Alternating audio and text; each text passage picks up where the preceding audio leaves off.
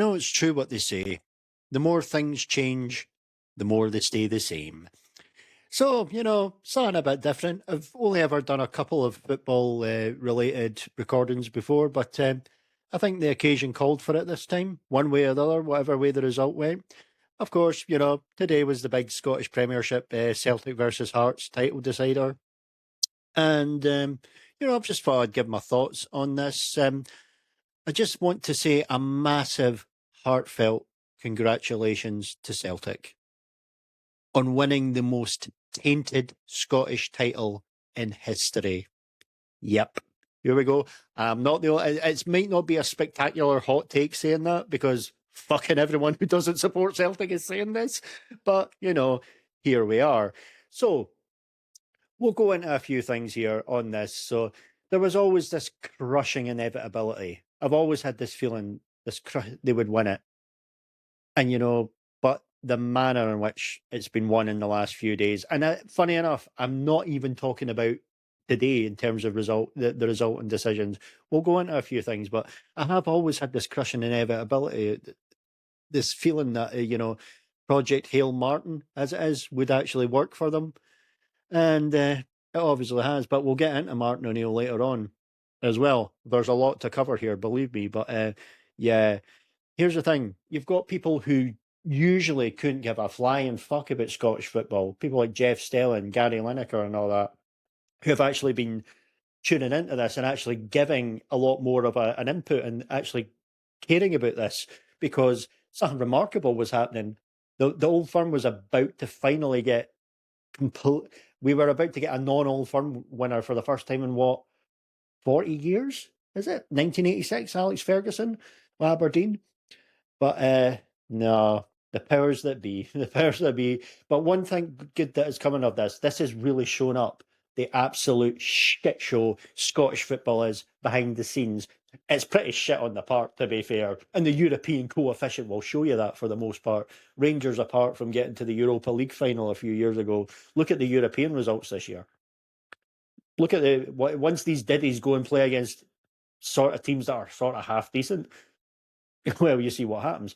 But, we'll get into that. So, right, first and foremost, I'm not saying any of the decisions on the park today were that bad or anything like that. And I know if you didn't see the game, but you heard about the way it was structured, it's like Hearts took the lead, and then minutes later, Celtic get a penalty right before half time, you'd be like, okay, all right, that's suspicious. But actually, it was a penalty. So that's true. I mean, I get it. The Hearts defender, he didn't have. It was difficult for him to try and move his body. It was in an unnatural position. That's the law. I know it was kind of difficult. I don't think he deliberately handballed it or anything like that, but that's the law, whether you like it or not. So penalty decision there, fine. The offside decision was Celtic's second goal. Again, fine. That's the rules. And funny enough, I do actually think maybe because there's been so much pressure put on the last couple of days that maybe they thought, actually, we'll get it offside just to make it look like we're not on their side, and then VAR checks it and it's clear. So there might have been an element of that. Got my tinfoil hat on for this one, but yeah, let's look at the damage wasn't done today. The real damage was done on Wednesday. So take back to Wednesday. Hearts are beat Falkirk 3-0. I was mostly watching the Hearts game with that as well. But then once Hearts were 3-0 up and things, and I heard that Motherwell go back to 2-2, I thought, right, we'll flick to that game, see how this game's done and dusted. Let's see how this one goes. And I had this crushing inevitability. I was thinking to myself, and funny enough, earlier in the day, I was thinking to myself, there'll be a combination at which Hearts are winning and Celtic are losing, and so that will be in the as it stands thing, that Hearts would win the league that night, but then Celtic will end up coming back and winning in the last minute. Now, I was right about Celtic winning in the last minute. And if they'd have done it with a wonder goal or whatever, there would have been a crushing inevitability about it, but at least you'd be like, whatever. And the second goal they scored that night was fantastic, to be fair. Not taking that away from them.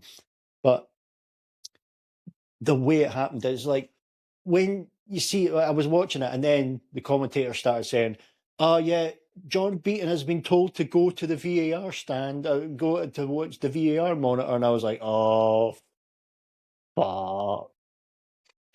And then, of course, goes over, and then you've got, of course, you knew what was coming. Penalty given, you know, and then Celtic go and score, and their lovely fans invade the pitch. That's a common theme going on here. We'll get to that, but there was that when you look at it, but now you sort of think, well, it's not just me. You've now got people like Jeff Stelling, Gary Lineker. Tons of people are now starting to call this out, saying this is a fucking shit decision and all that. Now you've got the paranoid Celtic fans going, "You just hate us." Beep, beep, beep, beep, beep. Seen one yesterday saying the establishment hates us because we were founded by immigrants and all that. And like, you mean like Gary Lineker? You like the guy that literally had an immigrant stay in his house? You know that same Gary Lineker. You know, I mean, Gary Lineker, of course, he's a well-renowned reform supporter as well. You just see big Gary Lineker and Nigel Farage hanging about campaigning. Happens all the fucking time.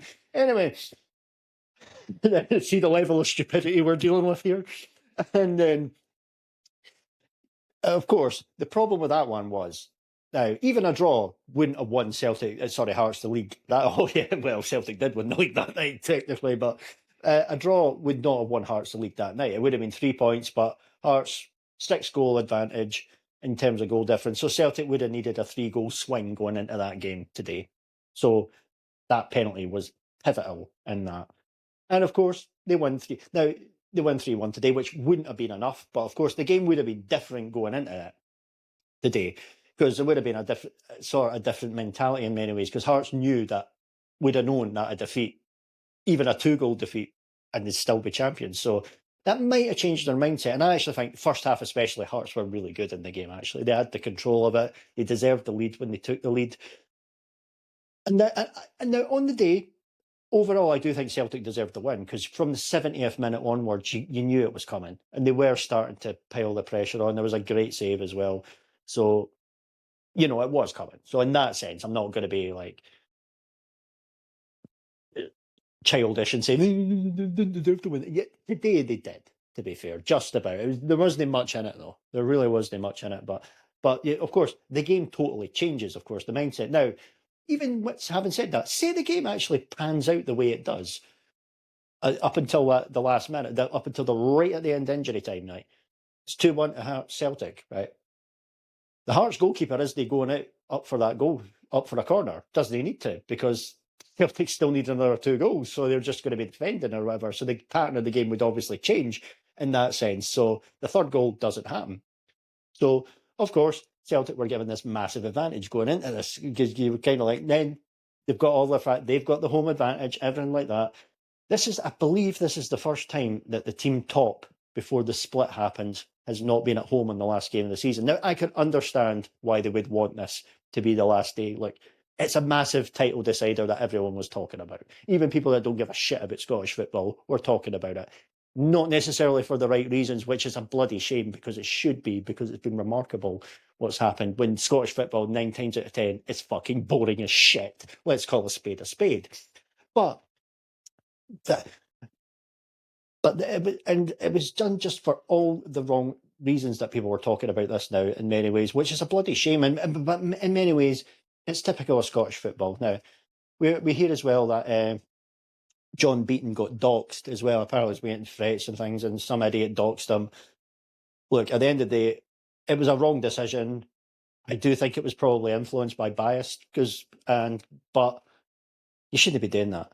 Nobody should be getting doxed, and nobody should be getting threats over a game of football or over anything, especially a game of football. So we can stop with that pish, okay? But you had all these Celtic fans coming out saying, "Oh, bro, look at this! This is ridiculous! This is terrible!" Yeah, this is the same John Beaton that got threatened. Like, was it 2 years ago? Ironically enough, because he sent a player off for Celtic against Hearts. So there you go. Because they don't usually get sending offs in Scotland, do they? Europe, that's a different story, but Scotland, nah, not so much. But oh, by the way, speaking of the penalty at Motherwell, a very common question I'm hearing asked is if that happens at the other end of the pitch at the exact same time, do Motherwell get a penalty? think we all know the answer to that. Of course, fucking not. But there's another question to ask. Let's just say Celtic are attacking in a European game, like a Europa League game, whatever. No, a Champions League game this season, but we'll get to that. That exact same incident happens in a European game where a European overseas referee. Think he's got any bias? Think he's given that? Of course he fucking hasn't. That's how it goes. The word there is definite corruption here. There's no fucking two ways about it. And like I said, John Beaton has had pressure piled on him before by Celtic fans. And Ali McCoy's called that out on Talk Sport as well. We can all sit there and say, well, it's just bias and everything like that. No, people are starting to see what this shitebag club's like. But what makes it even worse? I didn't even know this at the time on Wednesday when this happened, but I found out about it, about half an hour after the game had finished. Martin O'Neill had requested a meeting with head of Scottish referees Willie Collum, or Willie Gollum as people call him. So, Celtic are precious to him, no, of course. Can't resist, sorry. But, so, isn't it funny? Look at some of the since then that's happened. Some of the, speaking of Fir Park, Hearts didn't get a penalty at Fir Park, which was a much more of a penalty than in the same fucking box than the one Celtic got. Oh, funny that, eh? Funny, And then Celtic scored an offside goal to equalise against Rangers last week. Now, don't get me wrong. Rangers would probably have fucking fucked up anyway, because they're a bunch of bottlers. We'll get to them. But, and Alistair Johnson, terrible tackle, should have been sent off. No VAR review at all. Do you think if he does that in a European game again, going to that, do you think a European referee's not sending him off? Of course he fucking is. So there's that then. So isn't it funny how Martin O'Neill has this meeting and all these decisions keep going in Celtic's favour? Oh, it's funny that, eh? Oh, isn't that amazing? And I'll say one thing. I've always liked Martin O'Neill. I've always respected him. I hate Celtic as a football club. I hate their fucking annoying shitebag, entitled, snotty little fans. But Martin O'Neill's always been one of those ones who are I respect him. I like him. He always comes across as a personable, likeable guy, But I lost all fucking respect for him for doing that. That is the dark arts there. That's the dark arts fucking Voldemort would be fucking proud of there. So, doing that, yeah, fuck him. Lost all respect for him. And apparently he was saying today, the Celtic fans are the greatest fans in the world after they fucking did another pitch invasion. Again, we'll get to that. But, it's like, oh, seriously, I mean it. I really do. And it's just like, nah, fuck you, Martin. Lost all respect for you. I remember as well when they were checking the VAR, referees checking it, Martin had his wee neb right in there. But you can obviously tell he was fucking chirping away at them, trying to put pressure on. It's like, he's no the fucking little, don't know about Mary Poppins, but Martin Poppins that he seems to have come up with. I was like, I've always liked him as a pundit. He is actually interesting to listen to, but you know what? Fuck him. He's actually well suited to Celtic. That's the Celtic way, I suppose. But, that's just that. So, no, there's so much to cover. There's so many things to go into, but I mentioned the pitch invasion right at the end, right? Okay. So the pitch invasion happens after the third goal, right? There's about 10 seconds left, okay, of the allotted time. So the game basically has to stop at this point. Has to stop but now, of course, if you played on for the rest, Hearts ain't scoring 2 more goals. Of course not. But, the game is not officially finished yet before these fucking idiots run onto the park again, and we'll get into that. Now, there's a real kicking about that. If a game has to get stopped before it actually happens, before it's meant to be finished because of one set of fans, then technically the other team should be awarded a 3-0 victory. Now, that would be a tainted and hollow way to win something. It would be if I were Hearts, I would look at that rule and I would appeal it. You may as well. You've got fuck all to lose now. Now, granted, it won't win, but in the off chance that it did, that would actually be a shitty way to win the title as well, in many ways, because you want that glorious moment when the final whistle goes and you've done it. You want to celebrate. And you know what? I know pitch invasions happen, but you wait until the fucking whistle's gone. I've never, I don't like the whole pitch invasion thing, but I can sometimes get the exuberance things.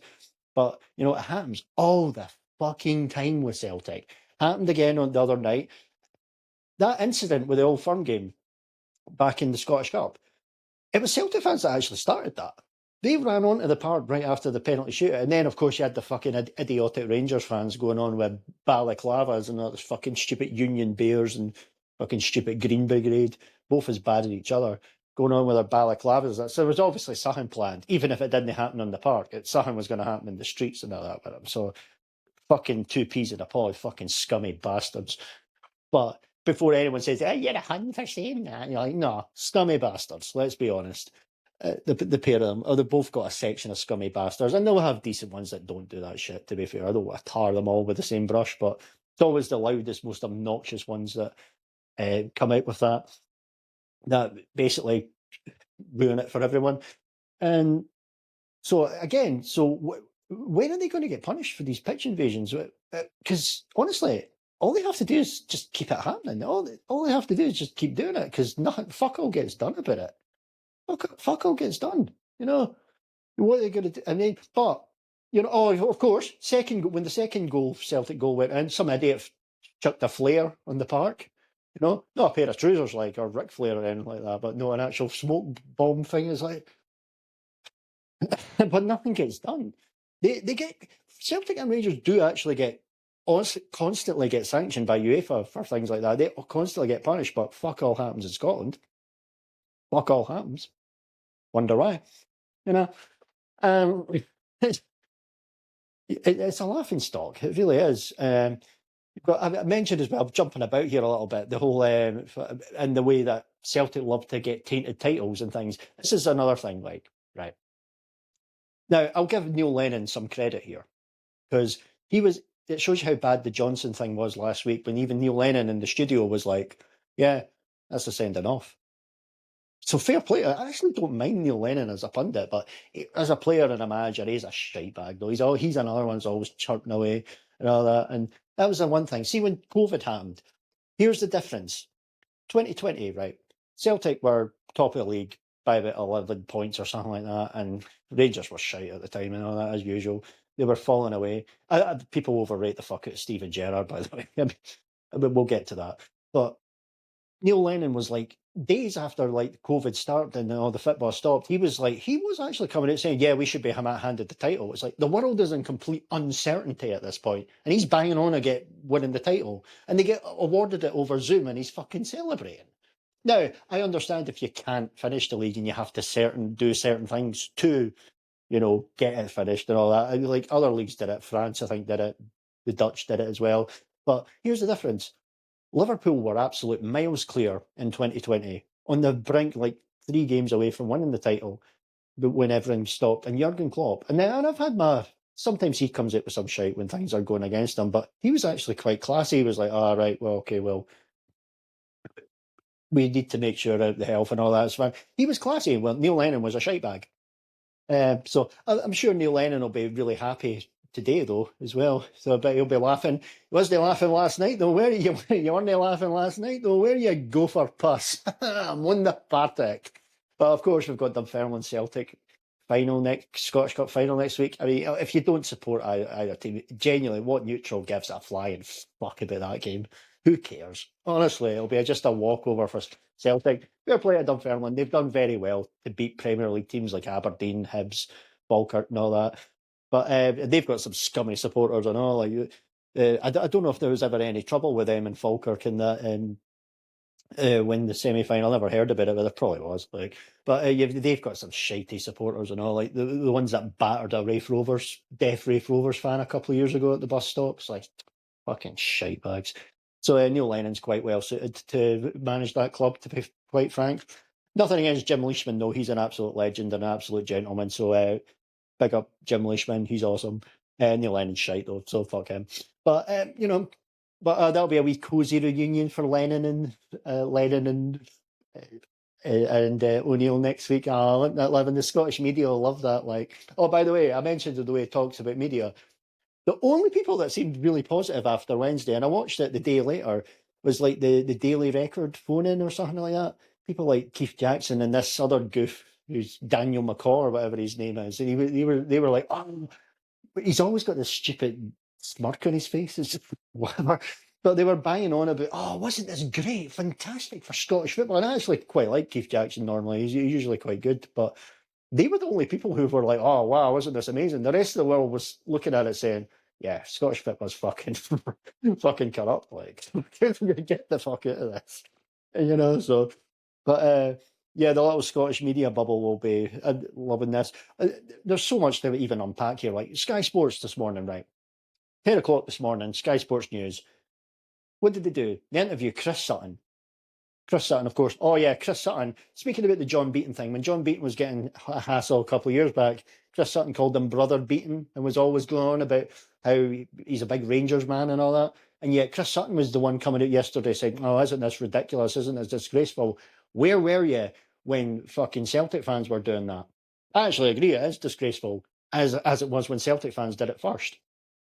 You should have called it out. The SFA done fuck all about that as well, but they were putting out statements yesterday about that. But they want you to like Men in Black neuralise and forget that one. No, don't you? Don't they about Celtic there? Funny that, eh? But the SFA do have very, very appropriate officials. Initials. That's what I would say, because they have done sweet fuck all for the good of Scottish football. They are fucking useless. They are useless and corrupt. Oh, by the way, another thing I should point out, there's so much to unpack here. Celtic actually should have had a penalty earlier in the first half in that game when the keeper cleared out Maeda. So while I do think there is corruption, there is also incompetence. And speaking of which, how many Scottish officials are going to the World Cup this summer? Fucking none.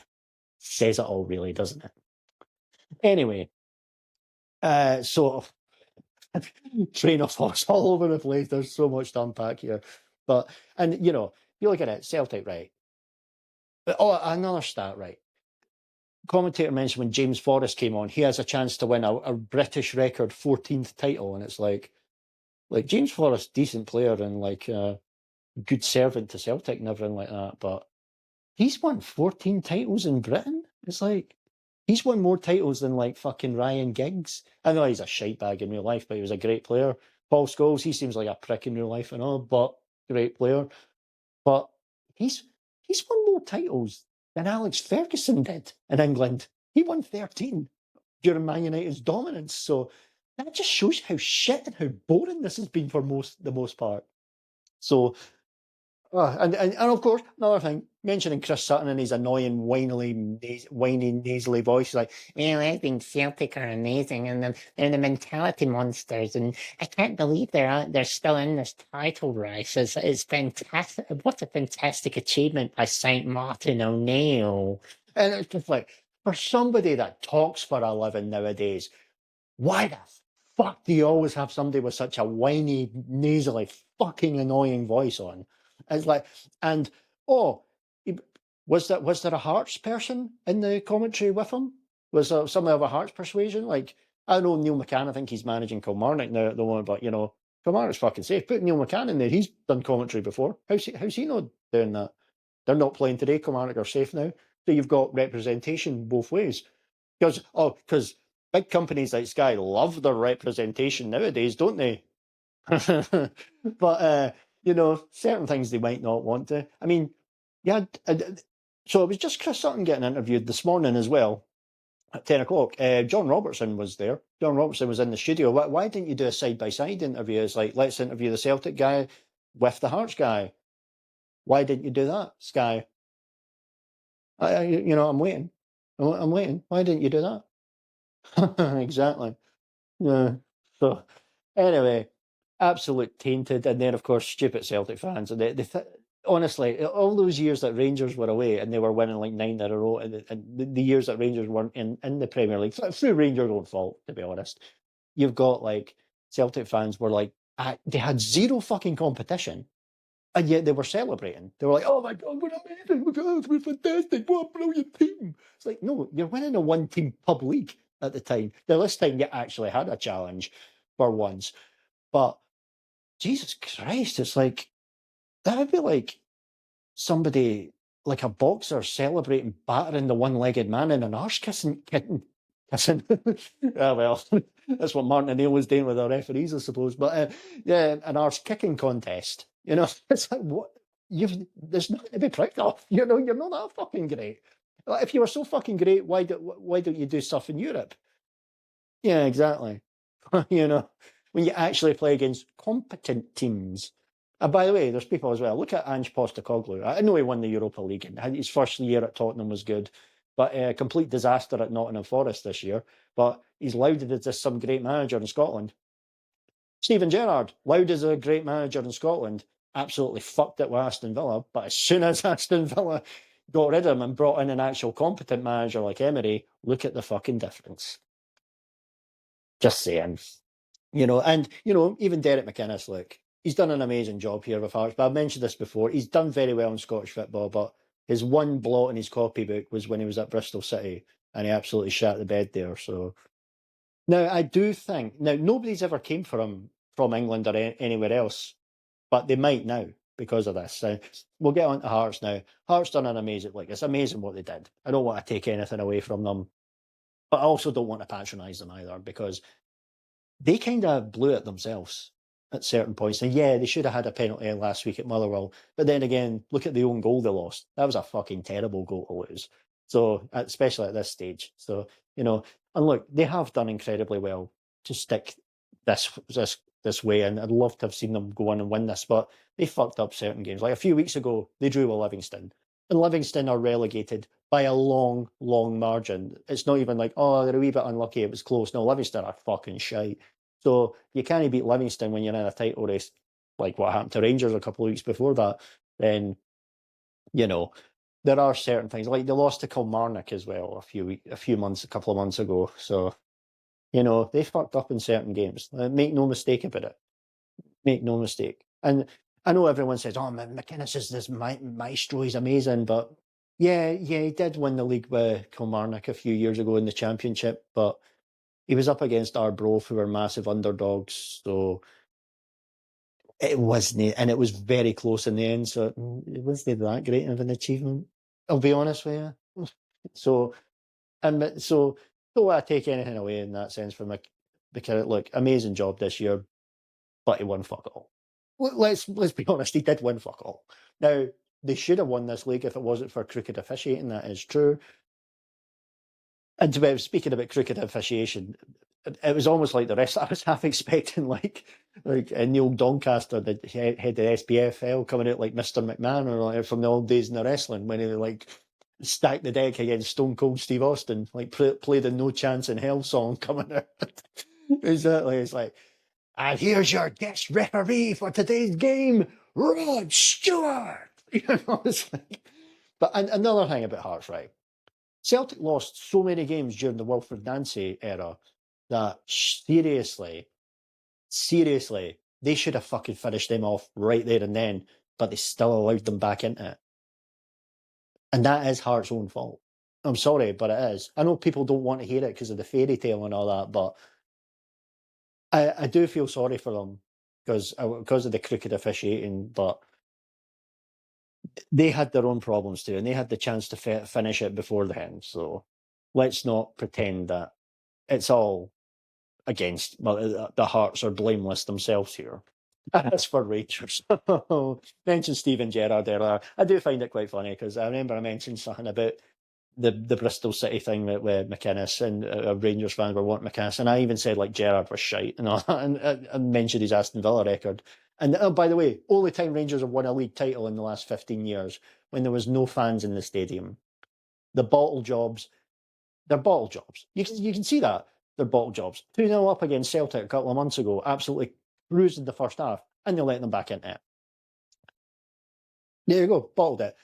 Dominated Celtic in the fucking Scottish Cup quarter-final at Ibrox. Still couldn't finish them off. Lost on penalties. Tavernier misses the first penalty, smacked in the bar. Oh, Tavernier as well. Look, a lot of people say, oh, he's a great Rangers servant. And yeah, he's been there a long time and he's done a lot there.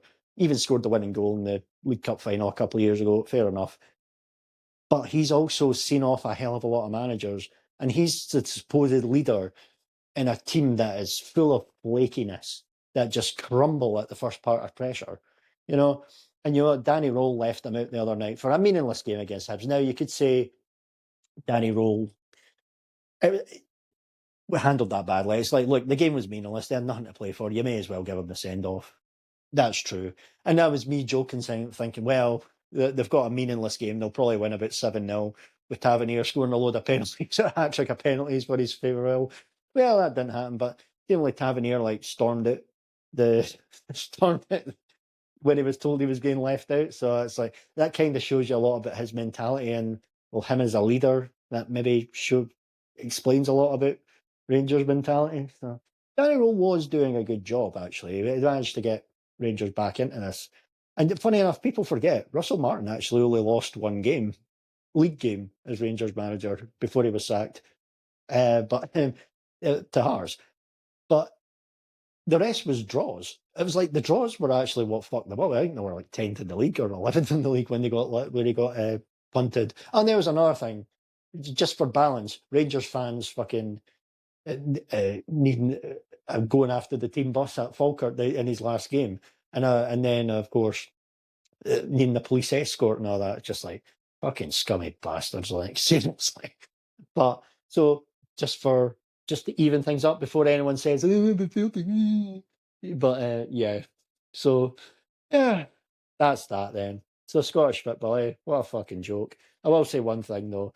There's a lot. The playoffs are one good thing about Scottish football. I did watch that Partick Dunfermline game, and funny enough, I'm watching Stenhousemuir and Alloa on BBC Alba now with the sound off because I don't speak Gaelic. But no doubt there'll be some parochial Scottish cunt who'll be like, "Well, you can't be a real Scotsman and not speak Gaelic." Right? Shut the fuck up, mate. Seriously. Anyway, that's enough of that. Yeah, the playoffs are good. St Mirren and Partick, that'll be interesting. And but by the way, the playoffs, the reason why they brought the playoffs in was to try and get Rangers back into the Premier League as quickly as possible. I mean, they didn't even care about playoffs up until Rangers went down the league. So, but that was one good thing that has came from it. So, you know, that was exhausting. That's all I've got to say about that. Finally, if you've made it this far, because this has been a long old rant, well, thank you for taking the time to listen. And also, fuck Celtic, fuck the SPFL, and fuck the SFA.